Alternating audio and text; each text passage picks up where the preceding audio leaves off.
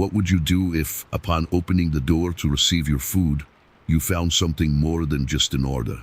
This question echoes in my mind as I recall that fateful night when the delivery of a simple meal turned into an indescribable nightmare.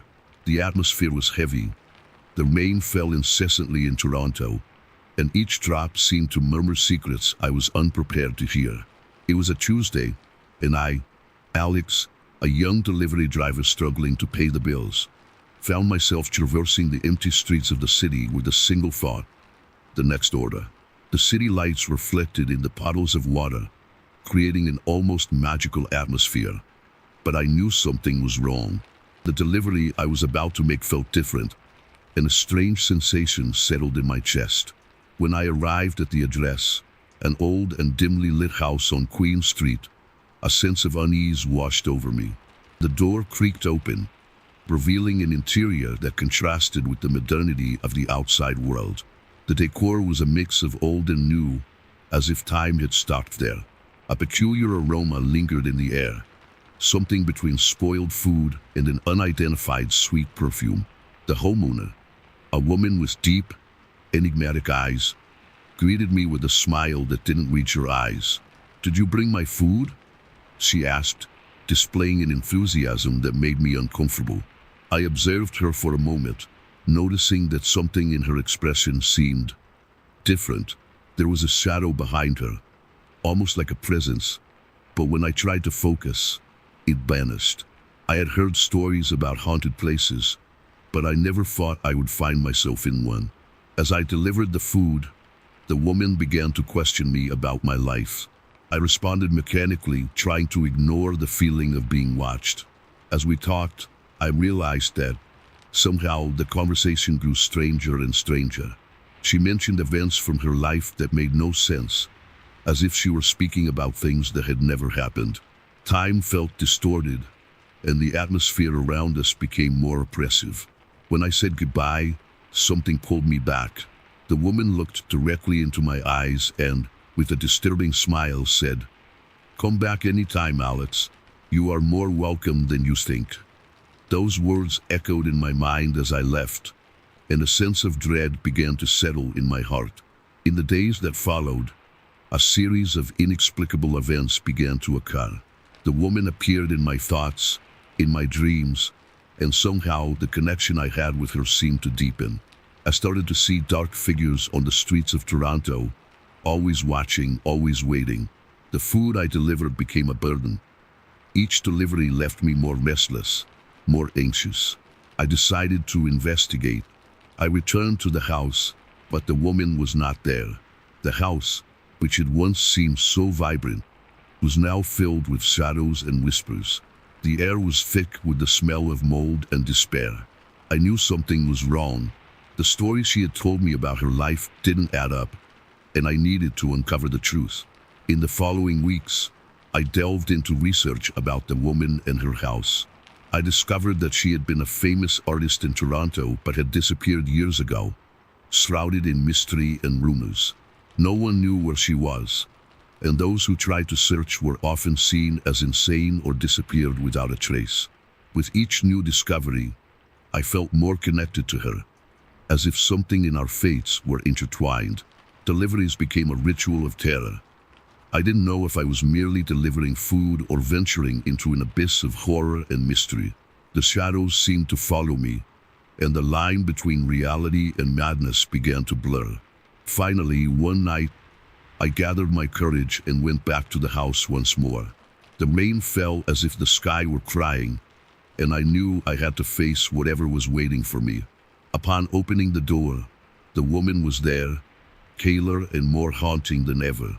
"You came to find me," she whispered, and her words were like a spell that bound me.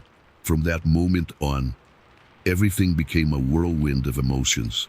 I discovered that the woman was an entity trapped between worlds, seeking someone who could free her.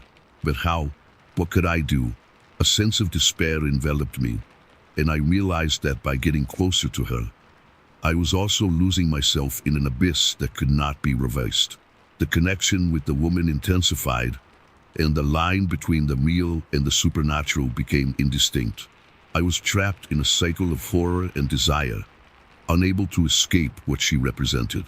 What had begun as a simple food delivery transformed into a journey into the unknown, where each step brought me closer to a truth I was unprepared to face. Now, as darkness looms and the rain continues to fall, I wonder, how much longer can I endure this connection? What really happened to the woman? And why was I chosen? Terror approaches, and the only certainty I have is that this story is far from over. That night, as the lightning illuminated the sky, I knew I could not back down. The first time I saw her, the connection I felt was palpable. But now, the weight of what was about to happen was becoming almost suffocating. The woman was there, right in front of me, and something in her eyes told me I was about to uncover truths that should remain hidden. "You found me," she repeated, and her voice had a hypnotic tone. I found myself paralyzed, unable to look away. The house, which had once seemed like a refuge, now felt like a prison, and the shadows danced on the walls as if they were alive. The smell of mold and something sweet enveloped me, like a trap that held me captive. I hesitated, but something inside me wanted to know. "What happened to you?" I asked, my voice trembling. She smiled, but it wasn't a smile that brought comfort. It was an invitation to an abyss. "I was forgotten," she said, and her words echoed in the room. "But you can help me, Alex. You are the key to what I seek." I felt there was something more, something she wasn't telling me, but curiosity pulled me closer to the darkness.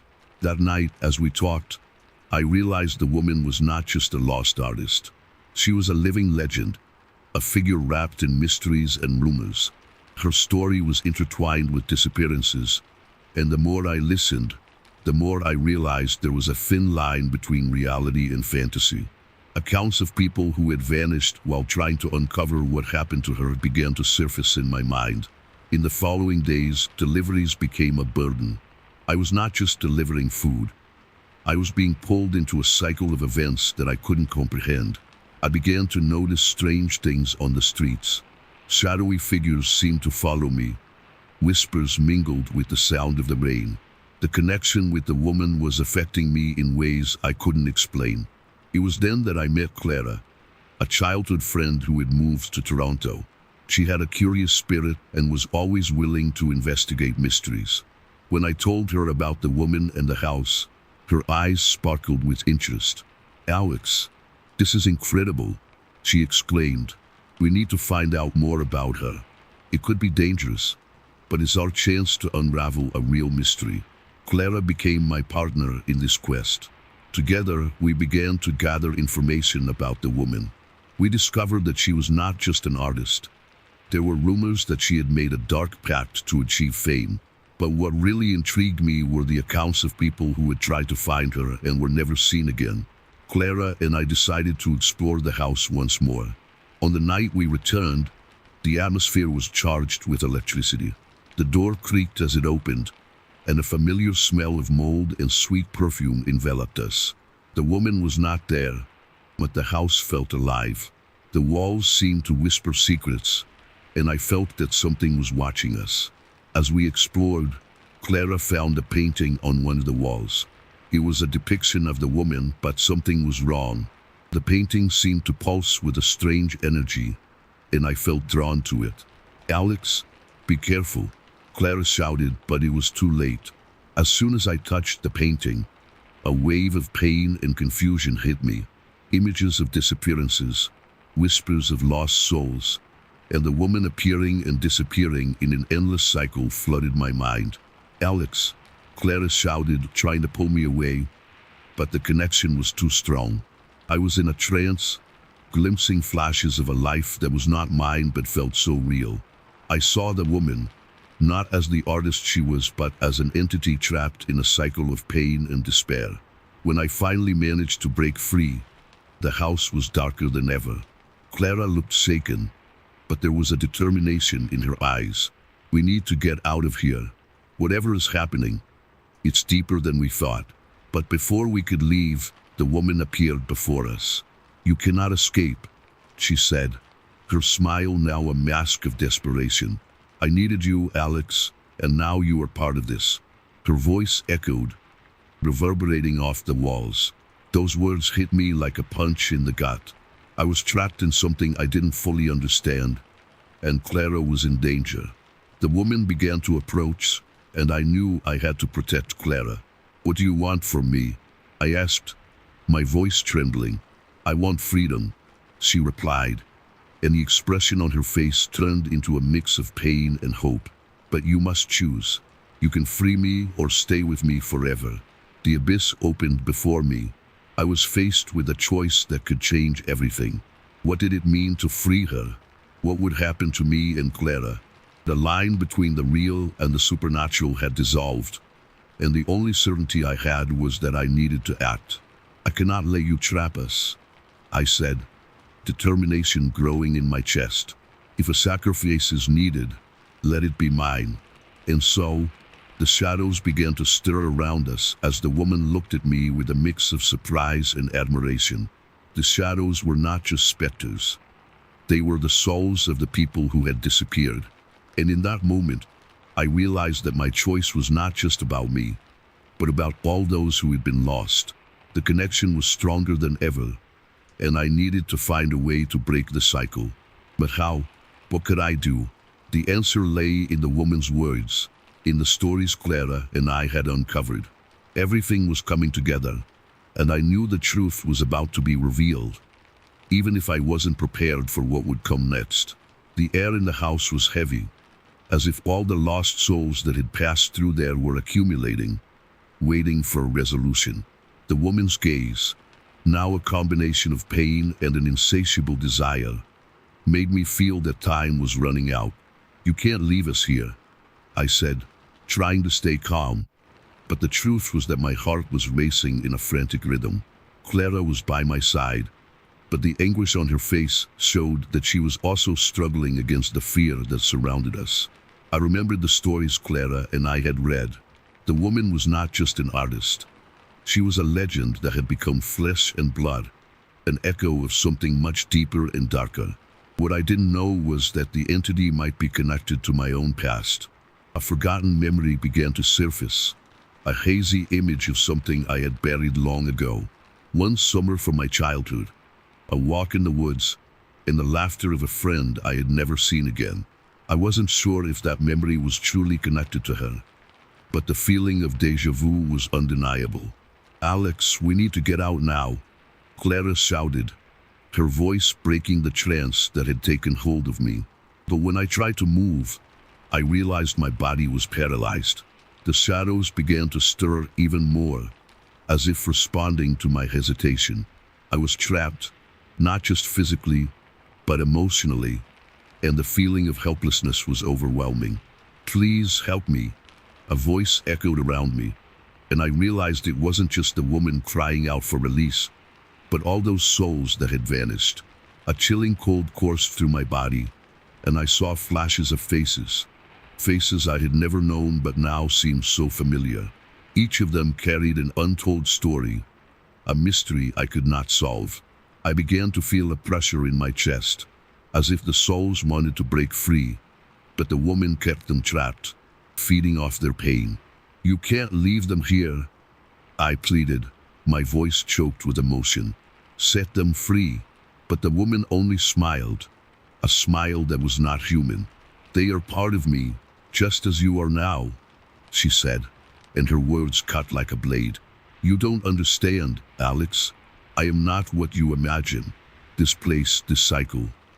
It is all part of who I am. The walls began to close in around us, and I realized the house was transforming. The shadows became denser, almost tangible, and I struggled against a wave of despair. Clara, we need to get out, I shouted, but she was paralyzed, as if she too was being pulled into the darkness. In a moment of clarity, I realized the woman was not alone. There were other presences there, other entities that fed on fear and pain. What I had considered a simple quest for answers had turned into a fight for our very existence. The terror I felt intensified, and the idea that we might be just two more lost souls began to become a reality. You need to understand, Alex, the woman said, her voice now a nearly seductive whisper. Breaking free from me is not what you truly desire. You are closer to the truth than you realize. Look within yourselves. Her words reverberated in my mind, creating an echo I could not ignore. The pain I had buried, the guilt I had carried since childhood, began to resurface. The image of my lost friend was clearer than ever. What had I done in that forest? What had I lost? With immense effort, I finally managed to move. "Clara," I shouted, and I saw her struggling against the paralysis. "Let's go. We have to leave now." Her gaze met mine, and in her eyes, I saw that she was also fighting against her own memories.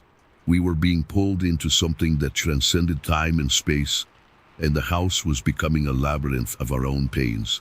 The shadows began to stir around us, and I felt that time was running out.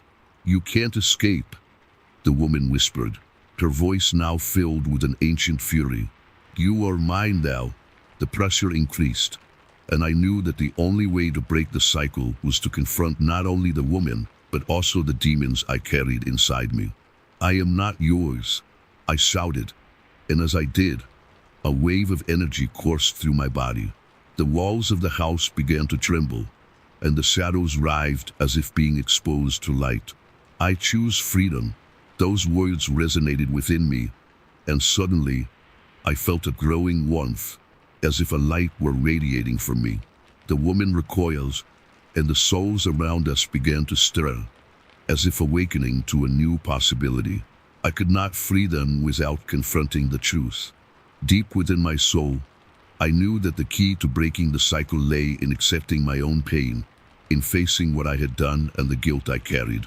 "Clara, hold on to me," I shouted, and when she did, I felt the energy emanating from us intensifying.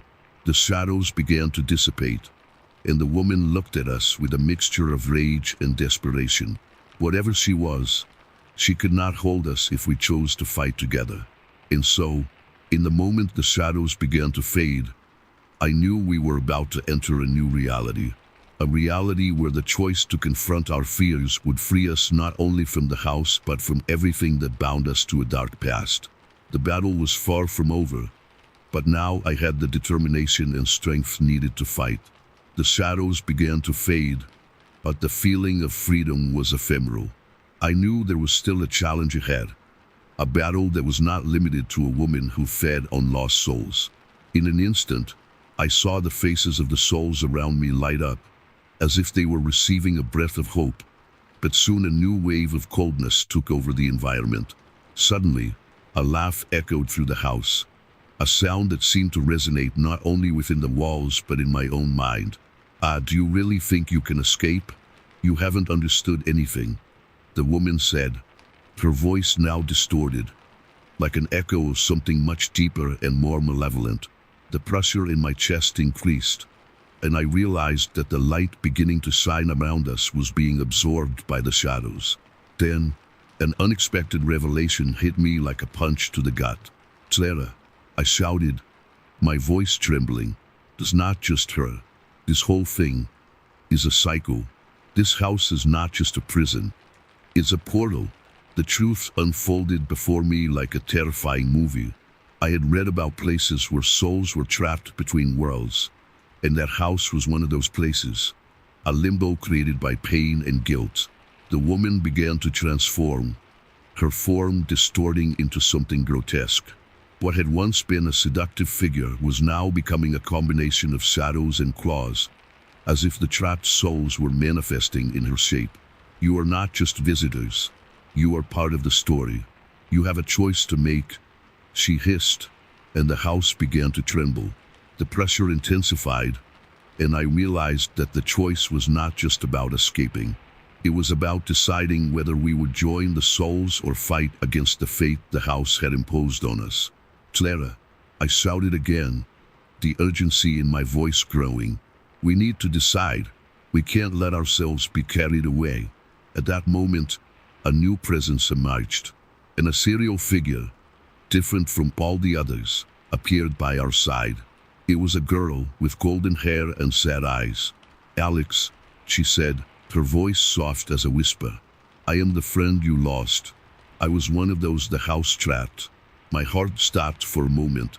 The connection between us was undeniable. You can free them. You can free all of us. I didn't know how that was possible. But how? What should I do? I asked, confusion mixing with despair. The grotesque woman, now furious, began to scream, her claws reaching toward us. Silence. You have no power here. She seemed more threatening than ever. The girl looked at me, a glimmer of hope in her eyes. Face your pain, Alex. Remember what really happened. Only then can you break the cycle. The memory of the forest resurfaced. I had run away, but not just from my friend. I had run away from myself. The summer when everything changed, the laughter that turned into screams, and the guilt that had haunted me since then. You were there. You were also there in the forest. I murmured, the truth fitting together. The walls of the house began to close in again. But now I knew I had to face reality. Why didn't you come back? Why didn't you call me? I asked, my voice breaking. The girl looked at me with sadness. I had no choice. You were scared, and I didn't want you to feel any more pain. But now we need you. The woman's gaze, now a storm of rage, turned toward us. You are making a mistake. You cannot change what has already happened. She charged forward, but I did not back down. You don't know me, I shouted. I am not the same boy who ran from the forest. I accept my pain. I accept you. The light emanating from me began to shine brighter, and the souls around us started to stir, as if they were waking from a deep sleep. Clara grabbed my hand, and I felt her strength merging with mine. Together, she shouted, and in that instant the house began to disintegrate. The woman screamed, her form distorting into a whirlwind of shadows. You cannot do this. You will regret it. But the light grew, and in a moment of clarity, I realized that the true battle was not just against the entity, but against the pain I had kept inside. Guilt could not hold me back. With a cry of liberation, I let the light spread throughout the house, and the shadows began to dissipate. I am not your prisoner, I shouted, and with that, an explosion of light enveloped us. What had once been a labyrinth of pain was now transforming into an empty, clean space. And then, everything went dark. When I opened my eyes, Clara was by my side, and the house had disappeared. We were in an open field with a clear sky above us. The weight that had oppressed us had dissipated. But a new truth began to form in my mind. What had happened was just the beginning of a new journey. The echo of the souls was still present, but now I knew there was a way out. The past could be confronted, and finally, I could begin to seek the peace I had longed for. I woke up in an open field, with the clear sky above me. The weight that had oppressed me in the house was gone, but the feeling of relief was accompanied by a persistent unease.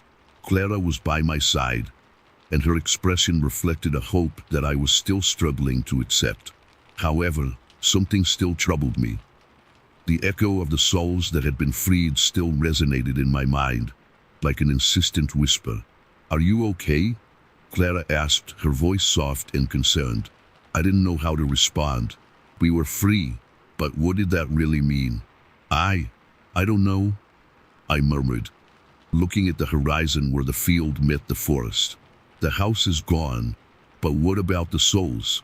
And the woman? Can't all be over like this.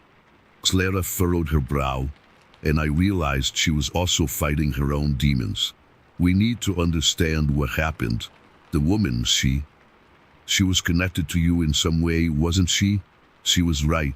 The connection I felt with that grotesque entity was more than just a manifestation of fear. It was a reflection of my own insecurities and guilt. I have to go back, I declared, the decision forming in my mind.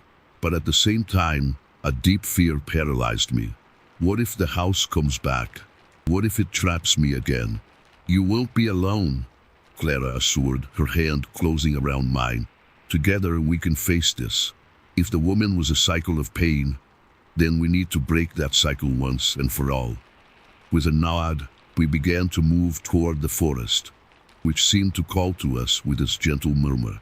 With each step, the panic grew inside me. I remembered the woman's laughter echoing in my mind. "You can't escape," she had said. That laughter now echoed louder, almost as if mocking my courage. As we entered the forest, I noticed that the trees seemed darker and denser than before. The wind whispered through the leaves, and I could feel the presence of something sinister lurking. "You feel that, don't you?" I asked, my voice barely a whisper. Clara nodded, her expression worried, as if something is watching us. And then, in a flash, the vision of a face appeared before me. One of the souls I had freed. It was a woman with sad eyes, an expression of pain and longing. "Help me," she pleaded, her voice echoing like a distant echo. "You must find the truth if you want to break the cycle." "But how?"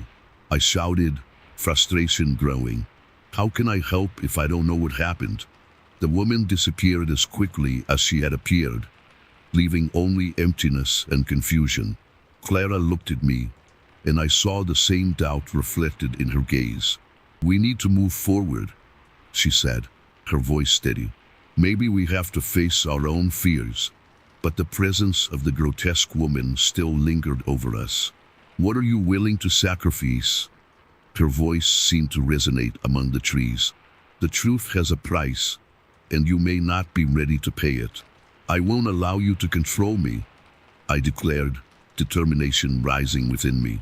I was no longer running away.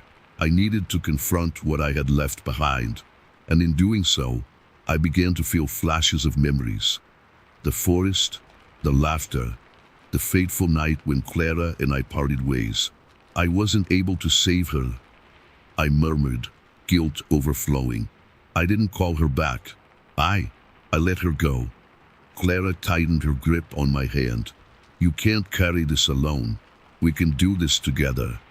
With every step we took, the forest grew denser, and the voices of the souls began to blend with my own memories, creating a cacophony of pain and regret.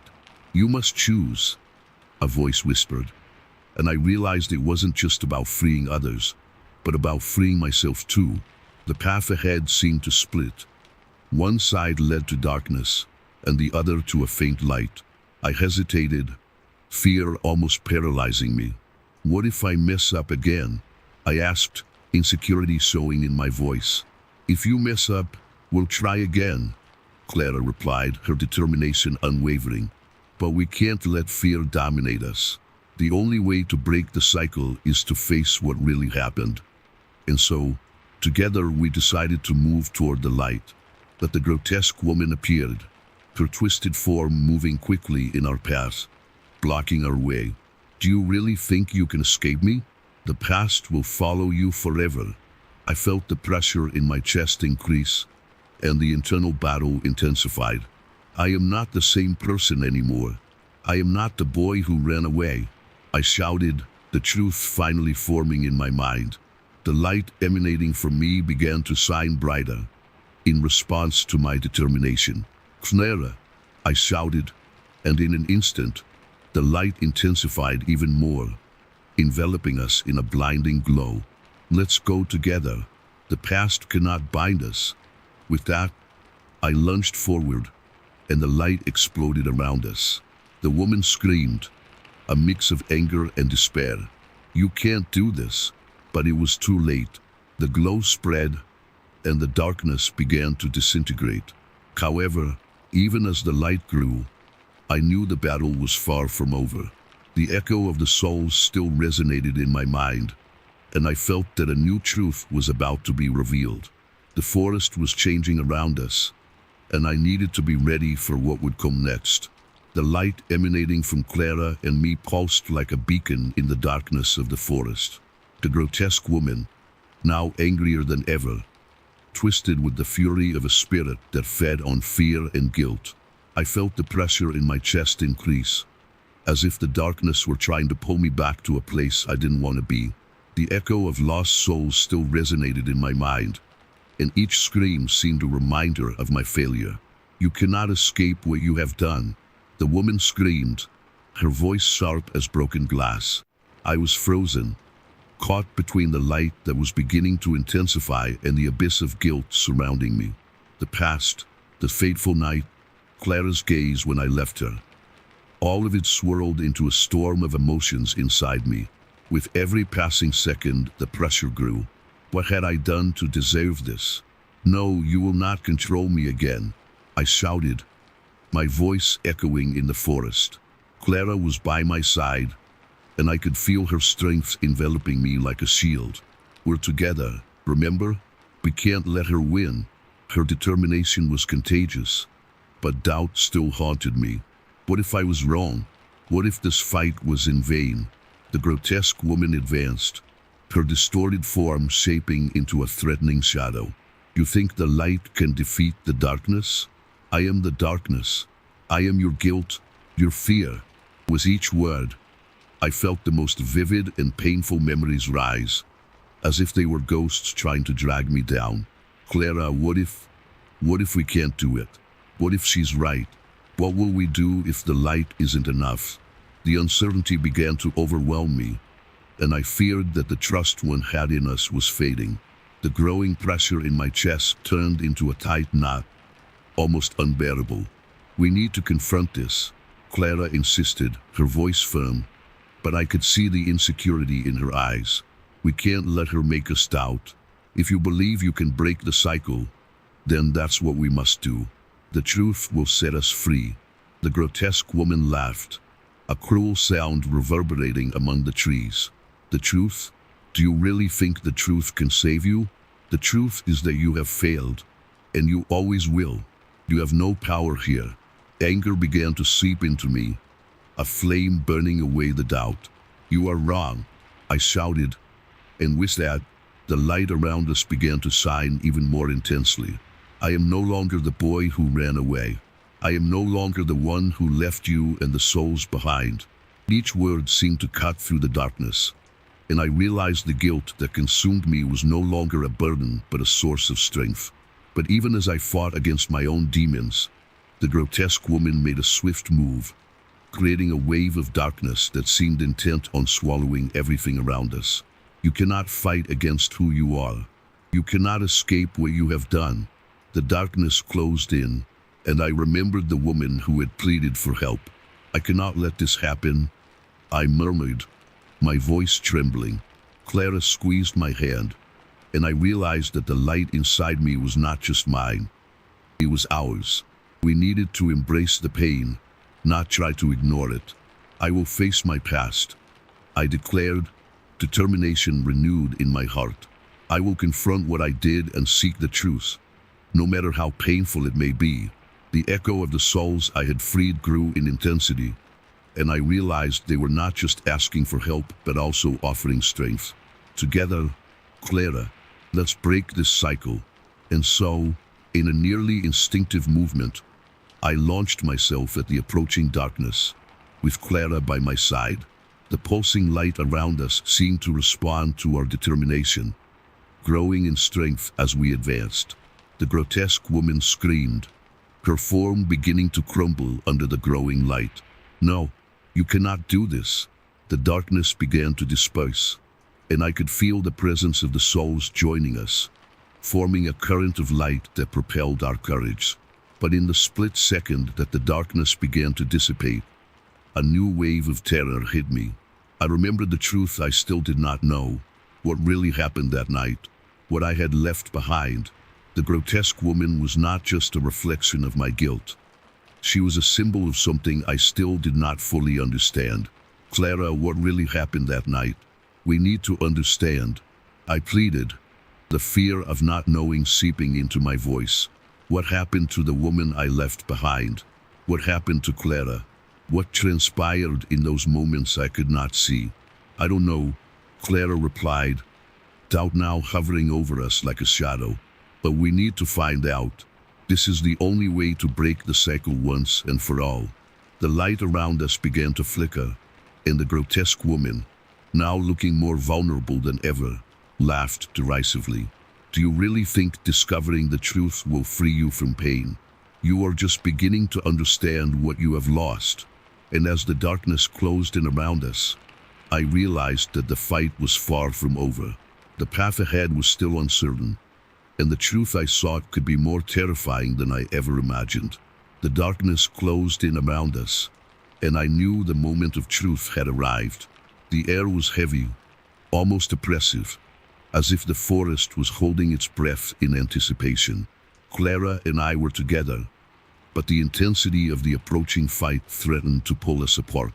The grotesque woman, now more a shadow than a being, writhed, feeding off our insecurity. "We cannot hesitate," Clara said, her voice firm, but I could sense the fragility in her determination. "We need to face this, whatever the truth may be." And looking into her eyes, I realized that the light radiating from us was not just a defense. It was a connection, a bond that transcended fear. "Do you really want to know?" the grotesque woman whispered, her voice now softer, almost seductive. "The truth is a burden, and you are not ready to carry it." I could feel temptation creeping in, like a whisper in the shadows, but I could not allow doubt to consume us again. "I am not afraid of the truth," I declared, my voice filled with a conviction I did not know where it came from. "What happened that night? What did you do to Clara?" The grotesque woman hesitated, and in that moment, I realized that the darkness was not invincible. It had its weaknesses too. "You don't understand," she began, but I interrupted her. "I understand more than you imagine. I left Clara behind. I let myself be guided by fear and guilt. But now I am here, and I will not run away again." The light around us intensified, pulsing with each beat of my heart. Clara, by my side, seemed stronger, as if the light was rejuvenating her too. "We are ready," she asserted, and I knew that the truth we sought was not just about that fateful night, but about what we had become since then. "Do you think you can defeat me?" the grotesque woman screamed, her laughter mingled with a cry of despair. "You are just lost children in a game you do not understand." And at that moment, the darkness surged toward us, a black wave that seemed intent on swallowing us whole. I felt it against my skin, the penetrating cold that made my body tremble. But instead of retreating, I advanced, gripping Clara's hand tightly. "I am no longer a child," I shouted, and the light emanating from us exploded into a blinding brilliance. "I am what I did, and that has made me stronger." The wave of light seemed to expand, striking the grotesque woman, who writhed in agony. "No, this cannot be happening."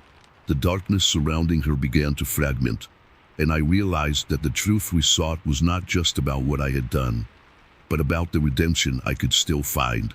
"Sarah," I called, my heart pounding. "Do you remember what happened that night? What you felt? We need to remember to break this cycle."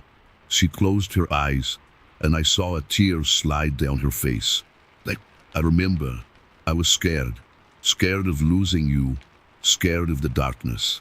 The light between us seemed to shine even brighter, as if each of her words was fuel. "Then let's not allow this fear to control us again," I shouted. "Let's face this together." And with that, the light became a beacon, a powerful force that began to dissipate the darkness around us.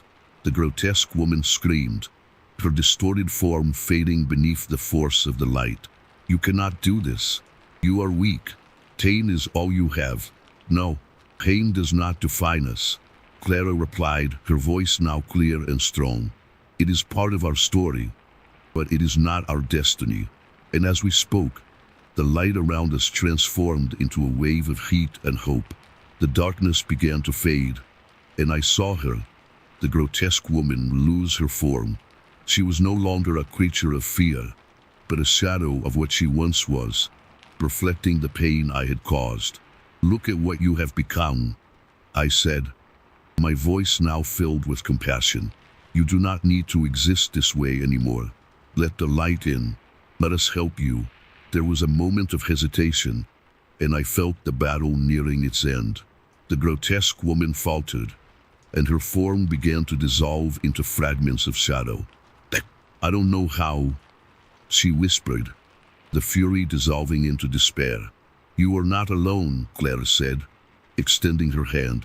We are here. Together we can find peace. The light emanating from us seemed to stretch, enveloping the woman in a warm embrace. And so, in that moment, the darkness began to dissipate completely. The grotesque woman transformed into a softer, more human figure. The shadows surrounding her faded, revealing a woman with tears in her eyes. I didn't want to. I know, I murmured. But now you can be free. We can be free. And as I said this, the light around us intensified, enveloping all of us in a glow that seemed to heal the deepest wounds. The woman, now more serene, smiled. Thank you, she whispered. And with that, the darkness finally dispersed. I felt a wave of relief and liberation, as if the weight I had carried for so long had vanished. In the midst of the light, I looked at Clara and saw in her eyes the same understanding. We had faced our fears, confronted our pasts, and now we were ready to move forward. The cycle was broken, and the truth had set us free. And so, together, we left the forest behind, no longer imprisoned by darkness, but guided by the light that had been reborn within us. The light that enveloped us began to dissipate, and with it, the forest that had once seemed so threatening transformed into a place where hope began to sprout. Clara and I emerged from that battle with scars we would carry forever. I could feel the tension in our bodies, the marks of the confrontation still pulsing beneath our skin. It wasn't just physical exhaustion that affected us. It was a deep emotional fatigue, as if every little piece of our souls had been tested and shaped by the trials we faced. As we walked in silence, the weight of the revelations still hung between us. The mystery surrounding that fateful night had been unveiled, but the answers did not bring the relief we hoped for. The images of the grotesque woman, her words, and the pain she carried were etched in my mind like an indelible mark. I knew that even though the darkness had dissipated, its shadows still danced in my thoughts. The sunlight filtered through the trees, but even it seemed a bit more opaque, like a reminder that life would never be the same. Clara looked at me, her eyes reflecting a mix of relief and sadness. Do you think we can really leave it behind? Her voice was soft, almost a whisper, but I could feel the strength behind the question. I don't know, I replied, gripping her hand tightly, but I know we have each other. That has to count for something. The truth is, even by her side, I felt an emptiness that couldn't be filled. The emotional scars we carried were deep and complex, and the feeling that there was still something unresolved tormented us. The days that followed were a mix of clarity and confusion. Life continued around us, but I couldn't detach myself from what had happened. The people around me spoke of trivialities while I lost myself in thoughts about the woman who had been both a monster and a victim. The memories of that night became a constant echo in my mind, a reminder that the past never truly disappears. Clara and I tried to get back to our lives, but the experience left us marked. The physical scars she bore were visible, a constant reminder of the fight we had fought. I also had my marks, not in the form of wounds, but in my soul. Sleeping had become a difficult task, and nightmares often visited me, bringing forth the shadows I thought we had left behind.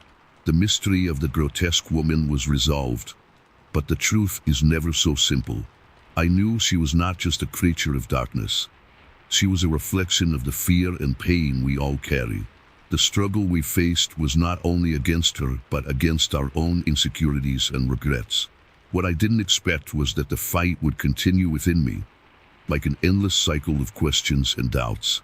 The city we lived in now felt like a labyrinth, where every corner brought a reminder of what had happened. I often found myself observing the faces of people, trying to see beyond appearances, wondering if they too carried their own shadows. Life went on, but I couldn't shake the feeling that something was about to happen. The darkness we had faced may have dissipated, but the fear that it could return was always present in my heart. Time passed, but not in the way I expected. The redemption I sought did not come easily. Many times, I caught myself recalling the night everything changed, questioning if I could have done something differently. The emotional scars became part of who I was, and not a part one could simply forget. Clara, in turn, was also struggling with her own demons, and the connection we had became a delicate thread, always on the verge of breaking. One day, while we walked together in the park, I noticed the sunlight was setting, and a shadow stretched over the grass. The fear I thought I had overcome resurfaced, and I remembered the grotesque woman, what she represented. "Clara," I said, my voice trembling, "what if the darkness comes back? What if we're never really free?" She stopped, looking into my eyes with an intensity that made me feel vulnerable. "The darkness may return, but we have the light inside us. No matter how many times the past tries to reach us, we can always choose how to react." There was a strength in her words, a truth I needed to hear, but doubt still consumed me. And so, with the sunset before us, I realized that the struggle would never truly end. The scars we carried, both physical and emotional, were part of our story. Learning to live with them would be our true challenge. The grotesque woman had taught us that light and darkness coexist, and that the battle between these forces is an intrinsic part of being human. The feeling of mystery still lingered in the air, like a shadow that would never completely fade away. The truth had been revealed, but the questions remained. What truly was the darkness, and how could we ensure it was never stronger than the light within us? These were questions we still needed to face, but at least now we were not alone. As the sun set, I knew that the journey was just beginning. Walking beside Clara in the park was like walking through a field of wilted flowers. There was beauty around us, but also a palpable sadness that could not be ignored. The sunlight was bidding farewell, just like the hope that sometimes faded for me, as if it were trapped in an endless cycle of doubt and fear.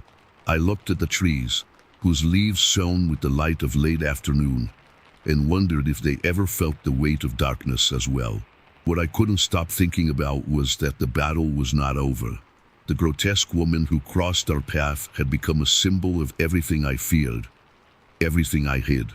She was not just a nightmare creature. She was a mirror reflecting my own insecurities, and by confronting her, I had confronted myself. The scars I carried were not just visible marks. They were memories of a past I could not change and that, in some way, shaped the person I was. Clara's scars worried me too. I saw how she struggled not to be defined by that night, how she tried to find a way to rise again and move forward. Sometimes our eyes met, and in an instant, I saw the despair hidden behind her apparent strength.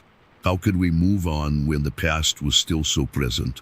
How could we allow ourselves to be happy knowing that the shadow of pain would always be with us?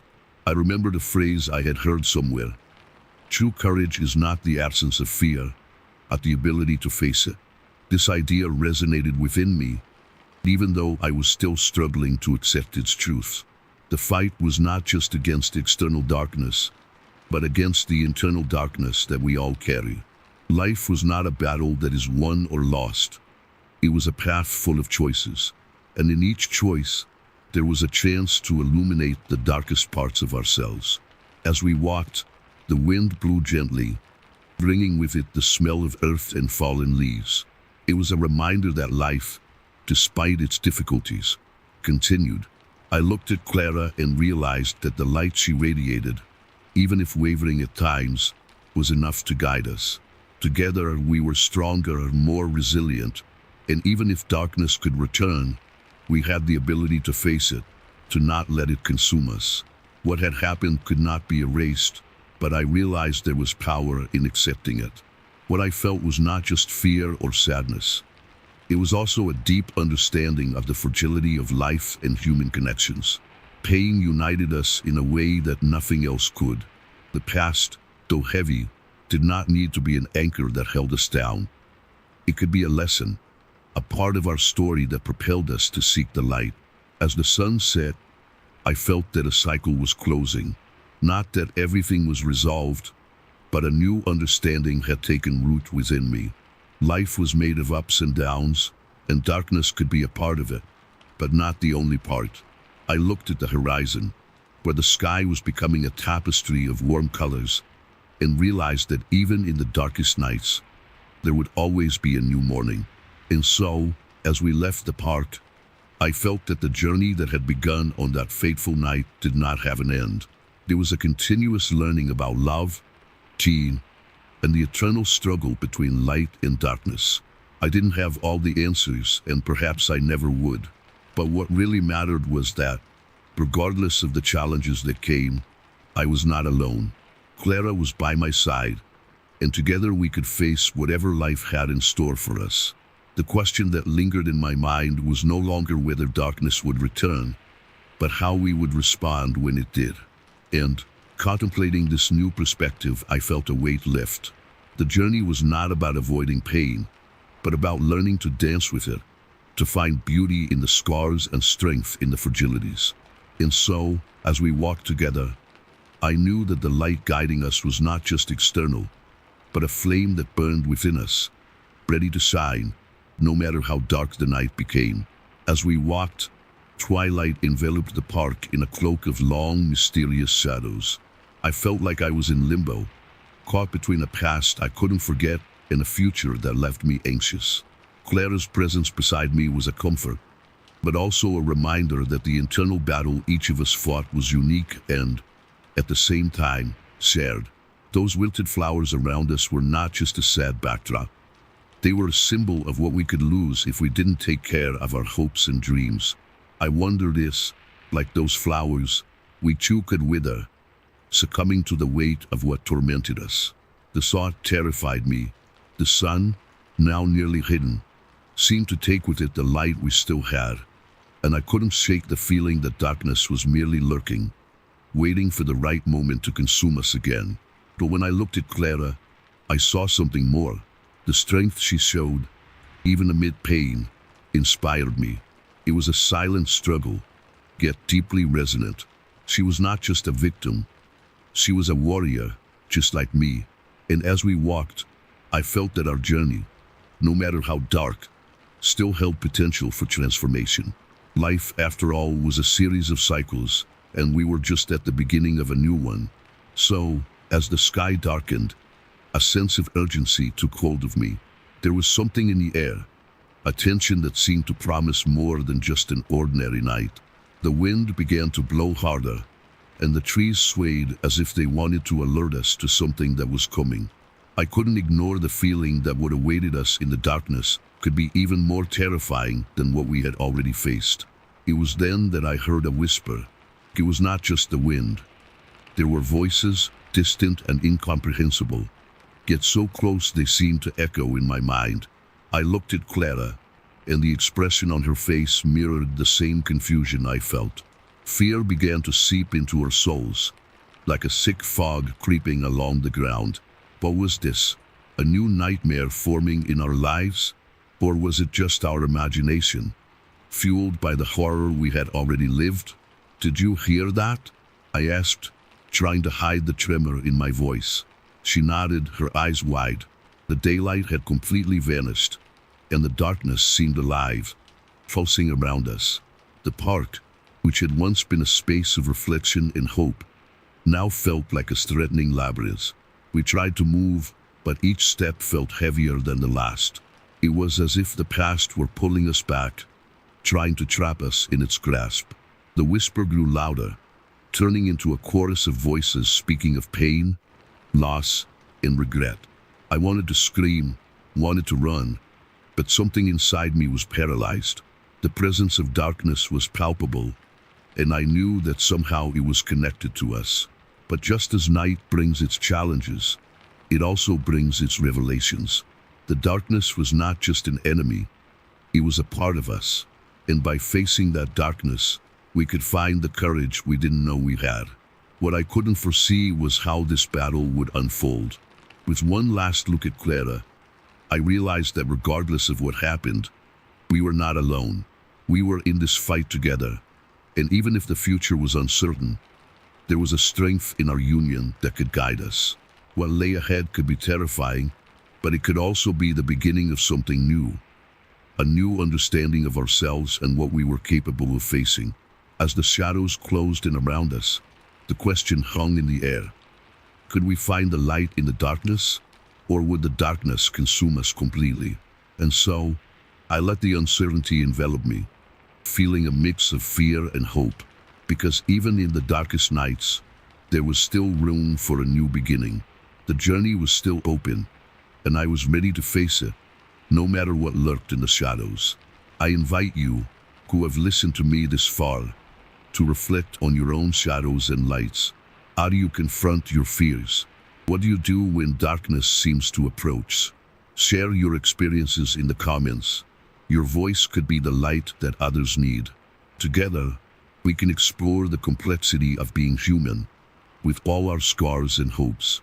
Don't forget to like and subscribe so we can continue this journey together. After all, every interaction is a flame that helps us illuminate the path ahead.